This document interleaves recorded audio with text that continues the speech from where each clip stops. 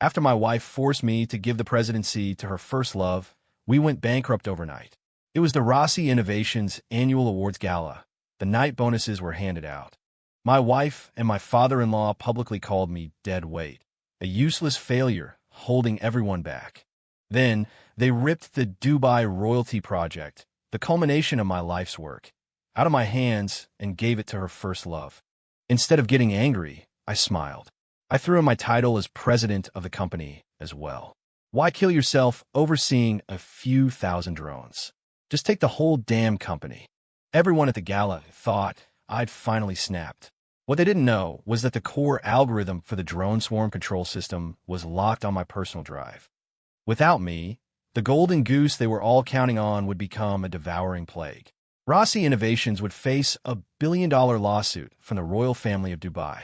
They would be bankrupt overnight. Julian, the success Rossi Innovations has seen this year is almost entirely thanks to you. This year's top performance bonus is all yours.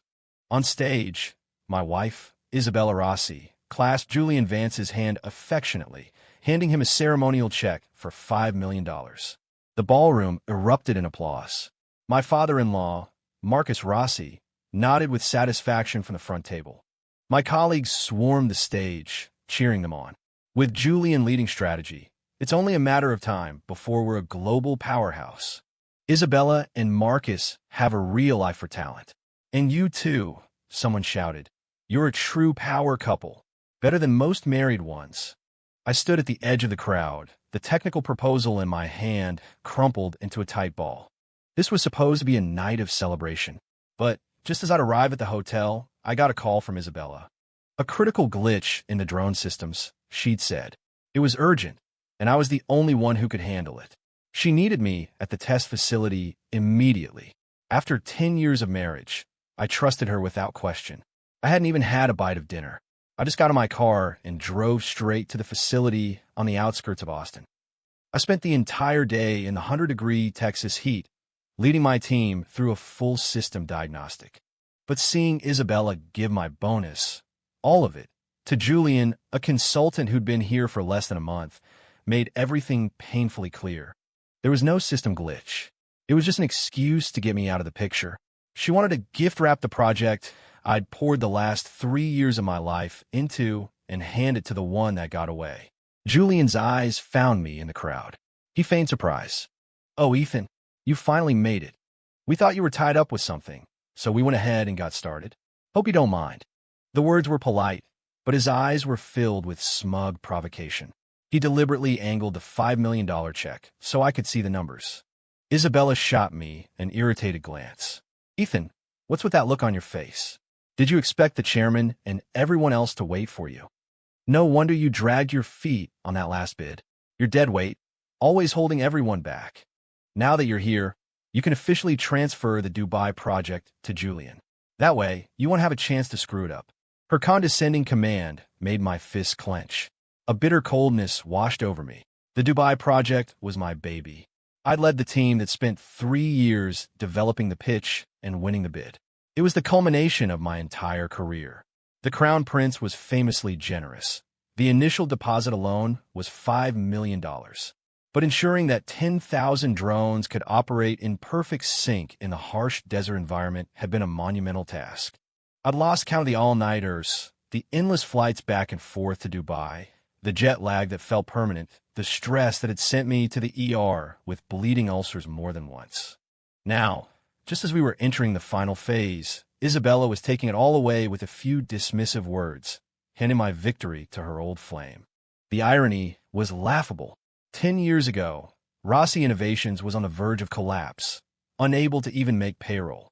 Isabella had just taken over and wanted to pivot the family's struggling manufacturing business into drone technology. Without hesitation, I quit my cushy engineering job at Lockheed Martin and poured my entire life savings into her dream.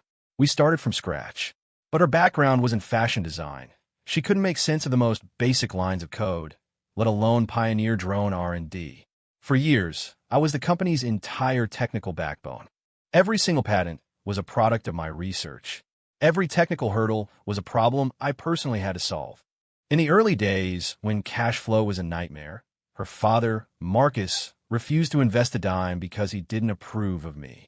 My parents had to sell their house, the one I grew up in, and give us the money they'd save for my future just to keep the lights on. That was the only thing that brought Rossi Innovations back from the brink. Only then was our marriage even put on the table. But I wasn't a husband. I was the son-in-law. Marcus never let me forget my working-class roots. He acted like letting me marry into the Rossi family was the greatest charity of his life. Every time we met, he'd make a snide remark about how I was riding his daughter's coattails, how a man in my position should know his place and stay quiet. I didn't care back then because I was so in love with Isabella. I would have done anything for her. I never imagined that all it would take was a few business trips overseas with Julian for her to erase a decade of my work and hand him all the credit. 10 years as man and wife. And in the end, I meant less to her than the guy who dumped her in college. Tonight, she had finally destroyed the last shred of affection I had left for her. I was silent for a long time before I spoke, my voice flat. Fine, do what you want. Julian's triumphant grin was impossible to hide, but he put on a show of false modesty. Ethan, I just came on board. A project of this scale, a billion-dollar international contract. I don't know if I'm ready to take it on completely. I heard you've been wrestling with it for almost 3 years. I just thought I could help out. Isabella put a hand on his shoulder, her voice soft and encouraging. Julian, you're a Stanford MBA. If you can't handle this project, no one at this company can. Marcus added with patriarchal authority, exactly. Don't sell yourself short. At the very least, you're better than that spineless freeloader. I almost laughed out loud. Julian's credentials were a joke. During his interview, he couldn't answer the most basic questions about control theory. But the Rossis were determined to prop him up, paying him an outrageous salary to do nothing. After comforting Julian, Isabella turned her scorn back to me. Ethan, look at your career. Do you really think you'd be where you are today without me? You've had it too good for too long. Have you forgotten who you are? I ask you to hand over one project, and you start whining?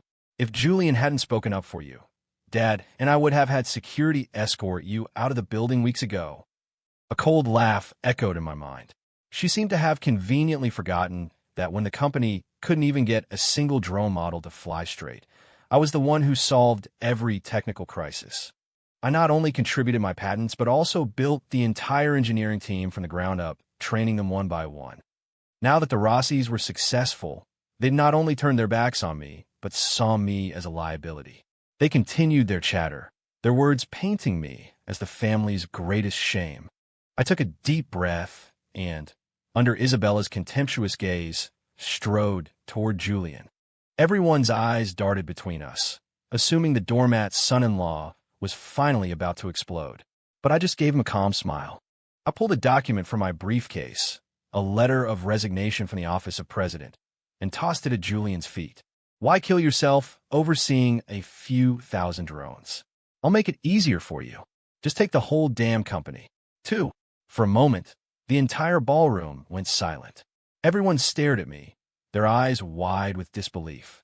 The executives from Rossi Innovations started whispering among themselves, certain that the pressure had finally made me crack. Everyone in the company knew. My decade of thankless work was the only reason they were standing in this ballroom tonight. Ethan, you're our chief technology officer, the second in command. It's just one project. Don't throw away your career over a moment of anger, one of the senior engineers pleaded. Hearing this, Isabella seemed to decide I was trying to threaten her.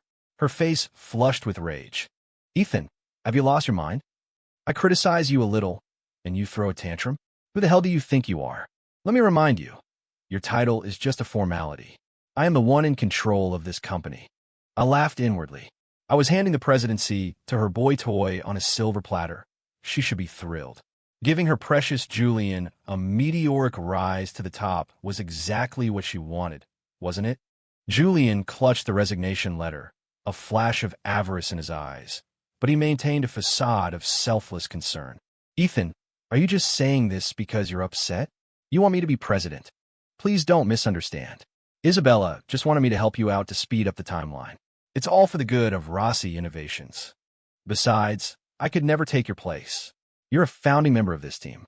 The presidency, that's not for a newcomer like me to even consider. Everyone knows you've poured your heart and soul into this company. That position belongs to you and you alone." As he spoke, Julian made a show of trying to hand the letter back to me, but his fingers held it down, terrified I might actually take it. Watching his pathetic act, I smiled serenely. "What's there to be upset about? You're the hotshot from Silicon Valley. With fresh blood like you, I couldn't be happier for the company's future. You as president, I can finally rest easy." Isabella eyed me with suspicion, then snorted. "Julian, since he's offering, you should accept.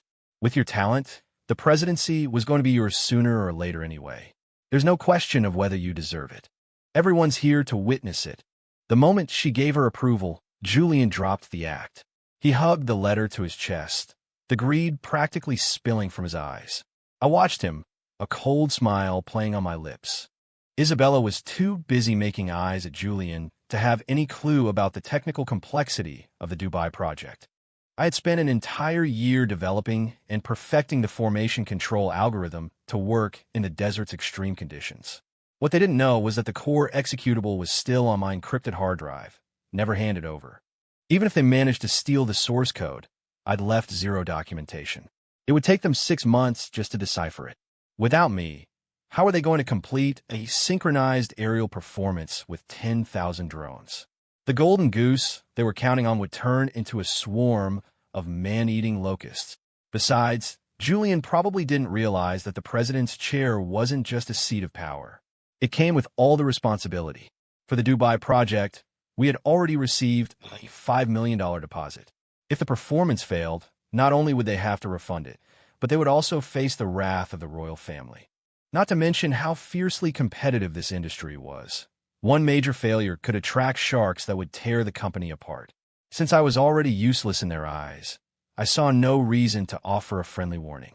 The day the project fails will be the day the Rossi family loses everything.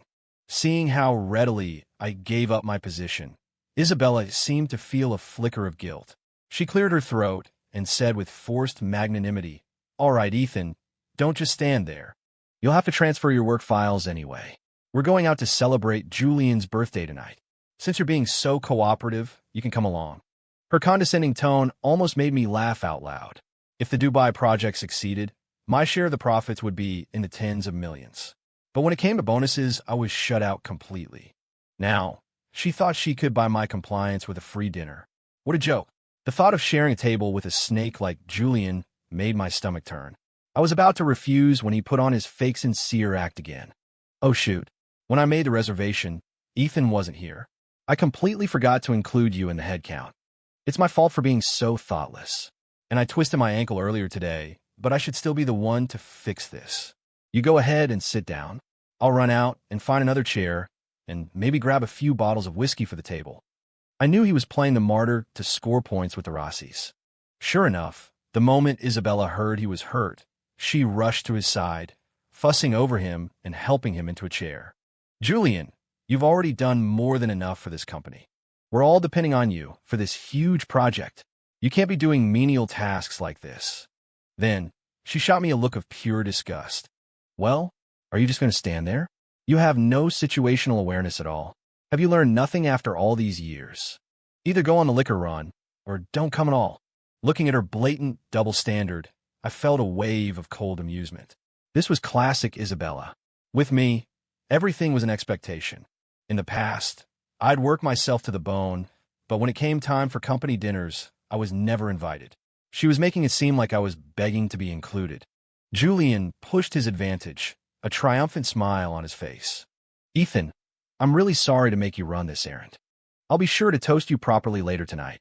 Before he could finish, I let out a sharp laugh and kicked the legs of the leather executive chair he was sitting in right out from under him. Julian yelped and scrambled to get out of the way, but he tripped over the falling chair. He crashed headfirst into the multi-million-dollar holographic projection unit. The sound of shattering glass was sharp and final. I watched him stumble to his feet, not even bothering to wipe the blood from his forehead. A cold sneer formed on my lips. "What happened? Did that ankle of yours heal itself already? Nice reflexes, by the way. You a tap dancer." Isabella stood frozen, as if doused with ice water. Then, snapping out of it, she rushed to Julian's side and turned to me, screaming, "Ethan, Are you out of your goddamn mind? What if he'd been seriously hurt? What about the Dubai project then? I finally see what's going on here today. You can't stand that Julian is more talented than you. So you're trying to sabotage the entire project, aren't you? I scoffed, my face a mask of contempt. Me, jealous of an idiot? And another thing, I quit. So stop pulling rank on me with that arrogant bullshit. I'm done playing this game. Isabella was trembling with rage, her eyes turning red. She opened her mouth to say more, but I had already turned my back and was striding out of the conference room, leaving the chaos and Marcus Rossi's furious shouts to fade behind me. I went to my office to pack my things. My eyes fell on a velvet box on my desk, and for a moment I paused. Inside was a custom-made bracelet I had ordered from an artisan in Italy. It was supposed to be Isabella's wedding anniversary gift.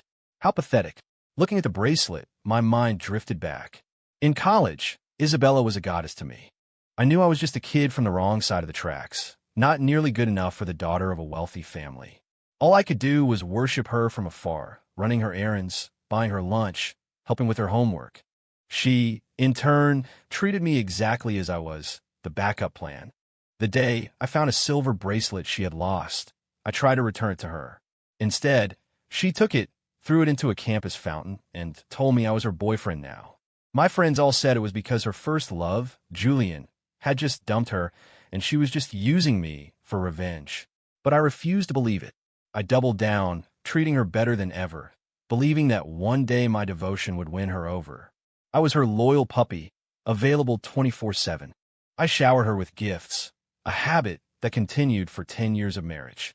Our anniversary was a permanent fixture in my calendar, even though she never once remembered it, let alone celebrated it.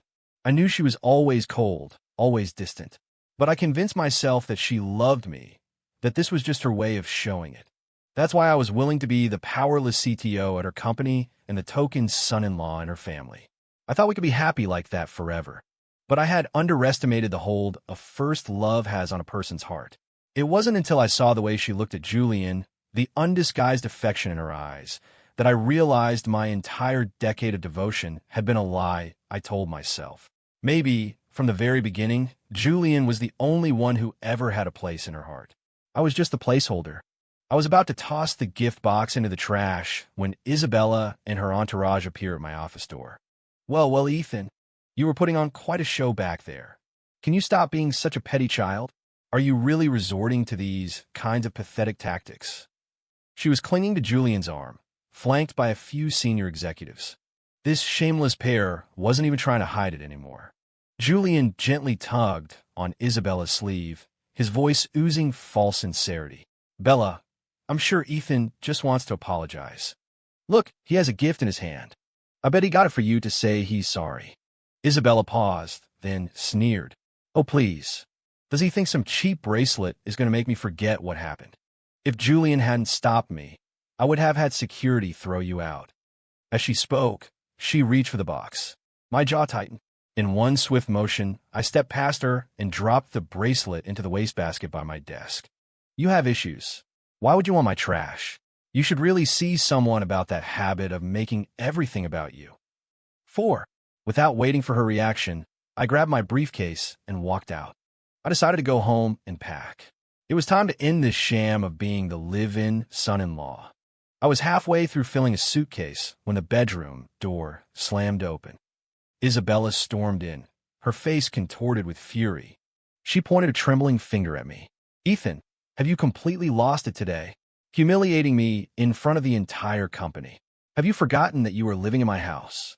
Julian followed her in, his expression a mask of phony concern. Ethan, I try to defend you, but what you did today was really out of line.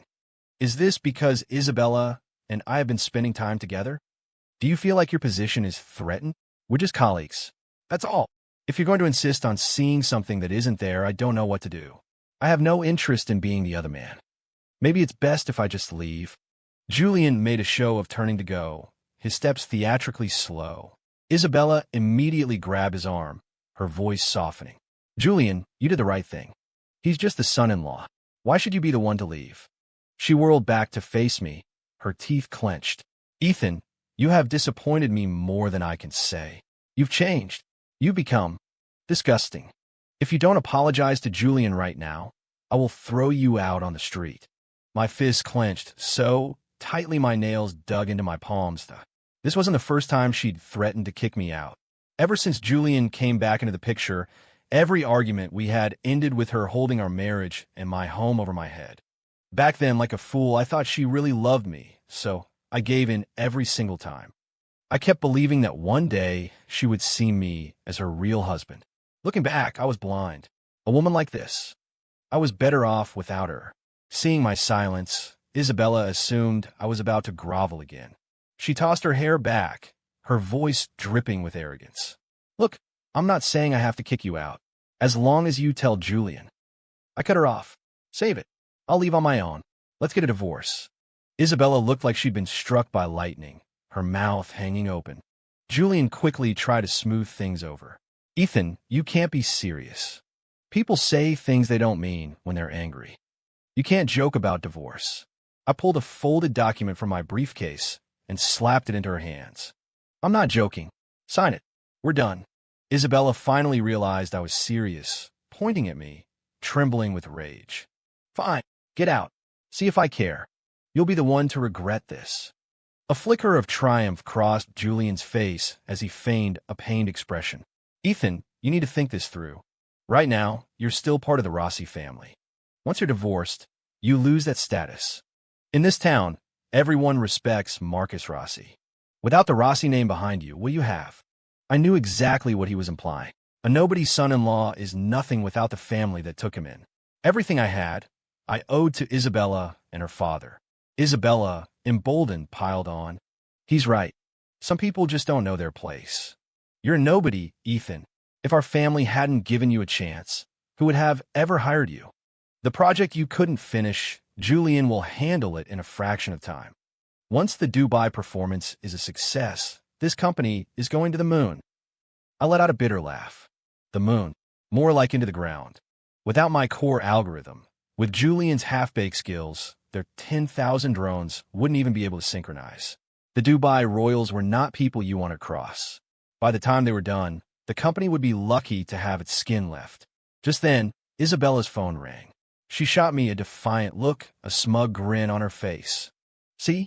It's the Crown Prince's assistant calling. Once that money hits our account, I'm taking Julian to the Maldives for a vacation. And you?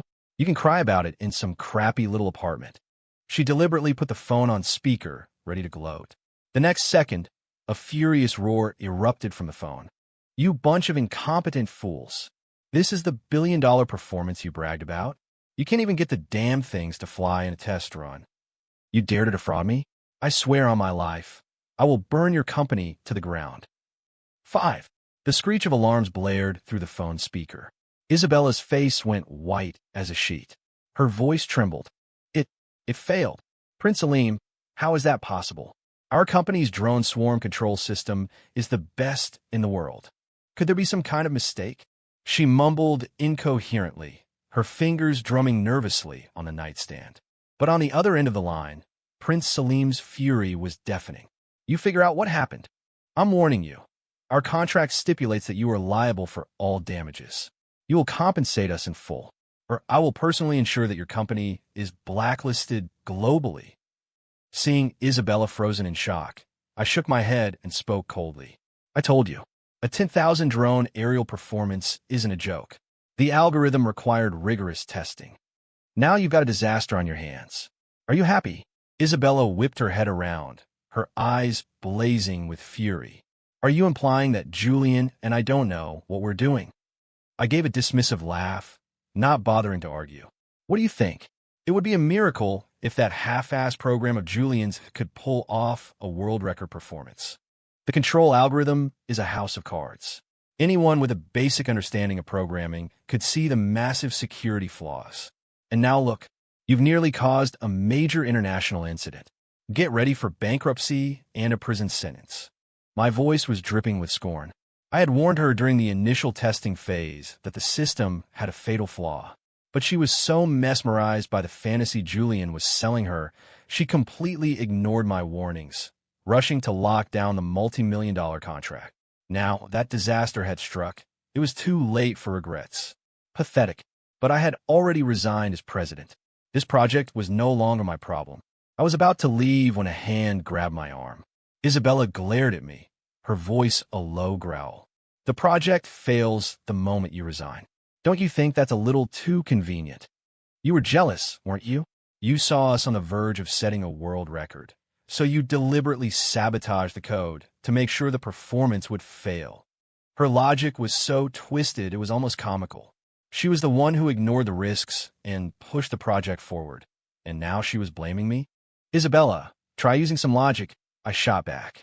Why would I need to resort to such a cheap trick to hurt you? She stared at me, her eyes filled with arrogant disdain. Oomph. You just couldn't stand to see me and Julian lead this company to glory. I was speechless. This woman was beyond reason.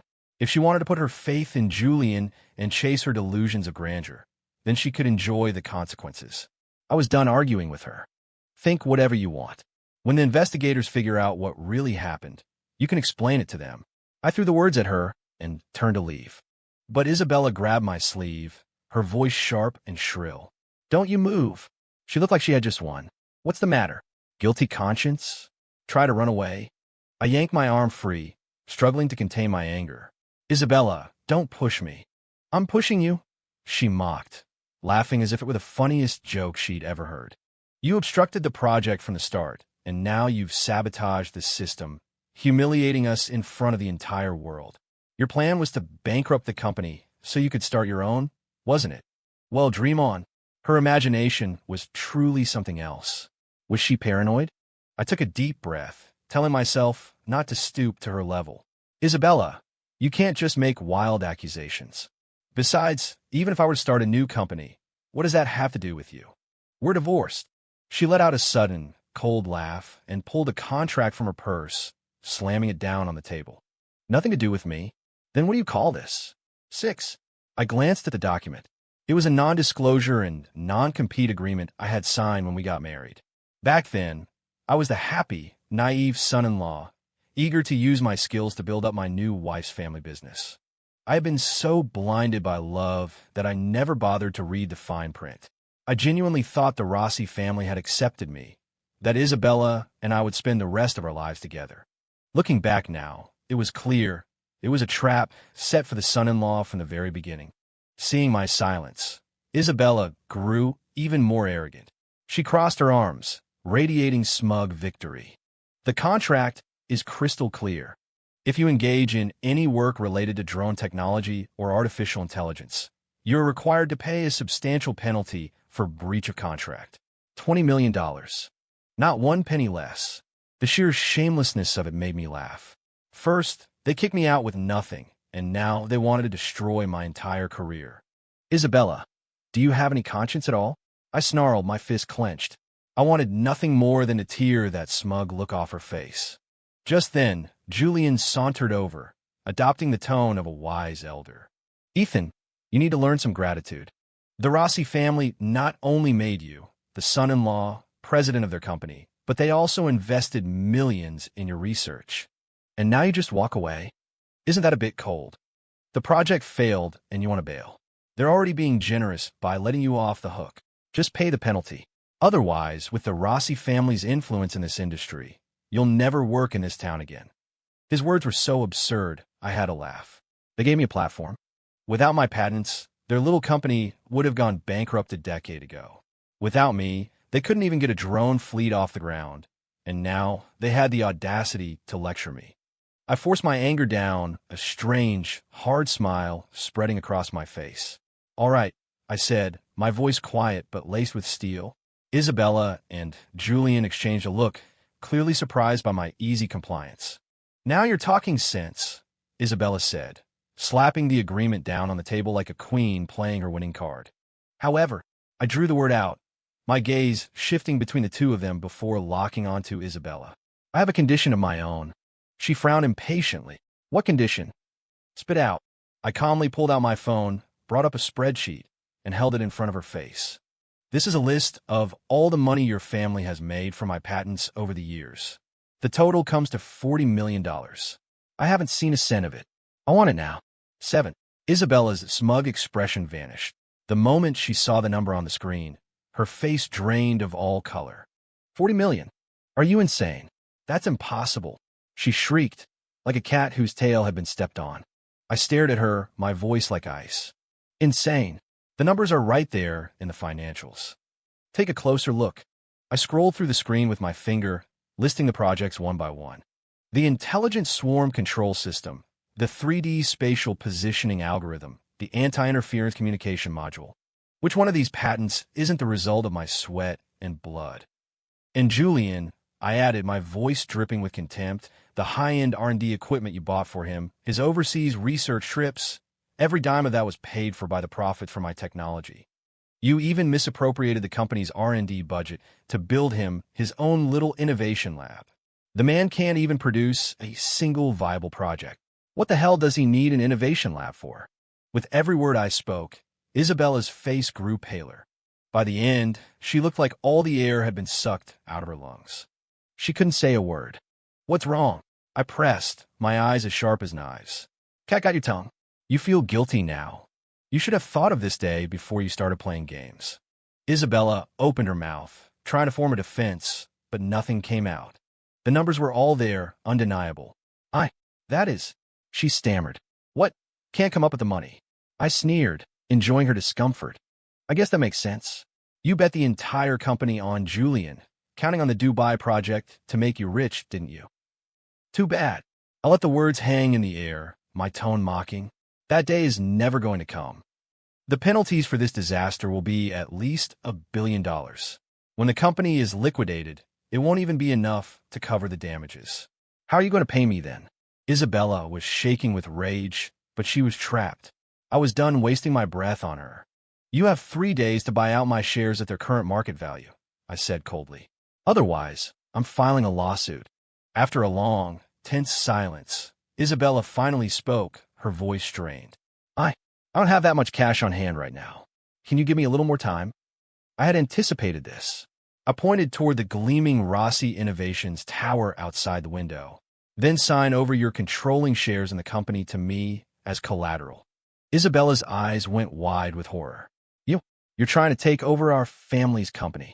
That building alone is worth hundreds of millions. I shrugged dismissively. Your choice. If I don't see the money in my account in 3 days, expect to be served. With that, I turned and walked toward the elevator, leaving her standing amidst the wreckage of her own making. Behind me, I heard her hysterical scream. Ethan, you just wait. This isn't over. Her voice was filled with pure, unadulterated venom. A full day went by with complete silence from Isabella. A sense of unease settled in my stomach. Knowing her vindictive nature, she wouldn't let this go so easily. Sure enough, that evening as I was walking down the street, I noticed people looking at me differently. They pointed and whispered. One guy deliberately shoulder-checked me, muttering an insult as he walked away. A cold smile touched my lips. I knew Isabella and Julian wouldn't go down without a fight. When I got home and checked my phone, my suspicions were confirmed. I was the #1 trending topic. 8. In the news reports, Isabella, speaking as the majority shareholder of Rossi Innovations, had painted me as a ruthless, backstabbing traitor. She claimed that, bitter over being marginalized, I had maliciously altered the drone control program, causing the accident and resulting in significant casualties. The company had released an official statement announcing my termination, vowing to permanently blacklist me from the industry, and confirming that they had filed a police report to ensure I faced criminal charges. The comment sections were a cesspool of hatred, all directed at me. Tech psychos like him are terrifying. He risked thousands of lives just for petty revenge. Typical freeloader mentality. His wife dumps him, and he decides to burn the world down. Ladies, take note. This is what happens when you give a man too much power. Never trust them. My hands were shaking with rage as I read the endless stream of vitriol. That ungrateful snake. To save her own skin, she was willing to twist the truth into this grotesque lie. But I quickly calmed myself. I had known this was coming. A clean break from the Rossi family was never going to be possible. That's why, during the project handover, I had installed a backup system in the lab that logged all operational data. I also had the source code history showing Julian's reckless changes, not to mention the lab security footage. This was more than enough evidence to destroy Isabella's reputation and expose her lies. I immediately submitted everything to the police and posted it on several major industry forums. The drone technology world exploded. The truth came out, and everyone finally understood. Isabella and Julian were the traitors. They had nearly destroyed a revolutionary technology for their own selfish gains. Condemnation from colleagues and competitors alike came flooding in, burying Isabella under a mountain of shame. But none of that mattered to me anymore. I had packed up everything that belonged to me and cleared out my old office. I was determined to erase the humiliating chapter of my life as the Rossi family's son-in-law. After I had finished, I called a real estate agent to list the house. Just as I was about to walk out the door for the last time, the doorbell rang in a series of frantic, insistent chimes. My stomach clenched. I had a bad feeling about this. I checked the video feed. Of course, it was Isabella. Hearing her sobbing hysterically on my doorstep, I felt compelled to open the door. "Isabella, what are you doing here in the middle of the night?" I asked, my voice flat and cold. She stared at me, her eyes red-rimmed and bloodshot, her entire appearance disheveled. I started to close the door, but she lunged forward and threw her arms around me, breaking down into ragged, desperate sobs. "Ethan, I'm sorry. I know I was wrong. I'm so sorry." Isabella clung to me, her body shaking with grief. In the past, her tears were my kryptonite. A single sob from her was enough to make me fold, to make me do anything she wanted. Now all I felt was disgust. I pushed her away forcefully. "What do you want?" She stumbled back, nearly falling. She looked up at me, her face a mess of tears and smudged makeup. "Ethan, please, you have to help me. I don't want to go to prison." A member of the royal family was injured in the accident. The financial penalties are astronomical. The company is going to be sanctioned into oblivion. There are people following me. I think they want to kill me. Please, you have to save me. She was completely incoherent by the end. I looked at her pathetic, tear-streaked face and felt a grim sense of satisfaction. I had warned her about the system's fatal flaw. I told her not to rush the timeline, but she had laughed in my face, calling me timid and lacking vision. Well, now the disaster had happened. The company was finished. She deserved it. "I warned you," I said dismissively. "You were the one who insisted on pushing forward. Now you come begging for my help. Don't you find that a little ironic?" Her defense was immediate and delusional. "I was doing it for the company. For us. I want to take our business to the next level, to make our parents proud. You're still my husband, the son-in-law of this family. Are you just going to stand by and watch me and the company be destroyed? Are you really going to let me go to prison?" Her shamelessness was breathtaking. "For the company? For the family?" "Isabella, cut the crap," I snapped. "When have you ever treated me like a husband? When have you ever looked at your son-in-law with anything but contempt? The only person you care about is Julian. Why don't you go ask your genius from Silicon Valley for help? I'm sure he can figure something out. He's so much smarter than a humble engineer like me, right?" I added with a derisive arch of my eyebrow. Isabella's head shot up, a flicker of anger in her tear-filled eyes. "Ethan, what are you trying to say? What do you think I'm saying?" I mocked. "You said Julian was the tech genius. He's a new CTO. Let him solve the problem." She was trembling with fury. So you won't help. You'll just stand there and mock me. You are the most cold-hearted person I have ever met. You can't help anyway. I'm going to call Julian. He'll know what to do." She fumbled for her phone. I couldn't help but laugh. "Still dreaming, are we? Your precious boy Wonder was arrested by the feds while he was trying to flee the country." 9. Isabella froze, her face a mask of disbelief. "That's impossible. He would never abandon me. He wouldn't run away." I pulled up a news site on my phone and held it out for her to see. "Corporate spy arrested in Austin tech scandal. Inside man in drone debacle linked to foreign competitor. International industrial espionage ring dismantled."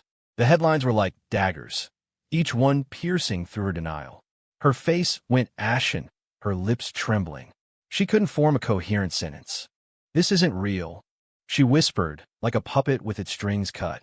"How can this be real?" "Oh, it's real. Your Stanford genius has been playing you from the very beginning," I said, my voice laced with cold satisfaction. "Julian Vance isn't some Silicon Valley hotshot. He's a corporate spy sent by our biggest competitor. They couldn't steal my core technology, so they sent him to play on your nostalgia, to sabotage our control system, so they could swoop in and take the Dubai contract. I kept telling you his code was garbage, but you idiot, were too busy swooning over his sweet talk to listen. You thought he still had feelings for you after all these years? The only thing he cared about was his mission. Isabella shook her head frantically, refusing to accept it. No, it's not possible. How could he be a spy? He said he was going to help us take the company public on the NASDAQ. I shot her a look of utter disgust. Believe what you want. Now get the hell out of my lab. I'm sick of looking at you. You're almost 30 years old, and you still believe in fairy tale romances like a high school girl. It's pathetic. Hearing those words, all the fight seemed to drain out of her. She collapsed onto the floor, sobbing uncontrollably. She had finally understood that her dream of rekindling a romance with her first love was nothing but a carefully orchestrated plot. Suddenly, Isabella struggled to her feet and fell to her knees in front of me. I flinched back in shock. Ethan, please, save me. Your technology is the only thing that can clear my name. She begged, her voice hoarse and broken. I stared down at her, my expression unreadable. Seeing my silence, she looked up, her eyes filled with desperation. I'll do anything you ask. Don't abandon me. I really know I was wrong. I watched her grovel, my heart as still and cold as stone. You don't know you were wrong, I said, my voice cutting through her sobs. You're just afraid of going to prison. I turned and walked toward the door. Ethan, save me. I'm begging you, she shrieked, crawling after me and grabbing onto my leg. The prince is in the hospital. The international sanctions are coming. No one can take the fall for me. I violently shook her off and looked down at the woman who was once the untouchable heiress, now a pathetic wreck on the floor. CEO Rossi, let's get one thing straight. We are divorced. Your life is no longer my problem. With that, I walked out of the lab and never looked back. I never saw Isabella Rossi again. The accident had caused significant injuries, and even after liquidating the company, the damages couldn't be covered. She was sentenced to prison. Julian Vance, for his role as an international spy and for deliberately endangering public safety, received a life sentence. It wasn't until 6 months later that I saw her name in the news again. She had suffered a complete mental breakdown in prison. During a transfer to a psychiatric facility, her path crossed with Julian's as he was being escorted to an interrogation.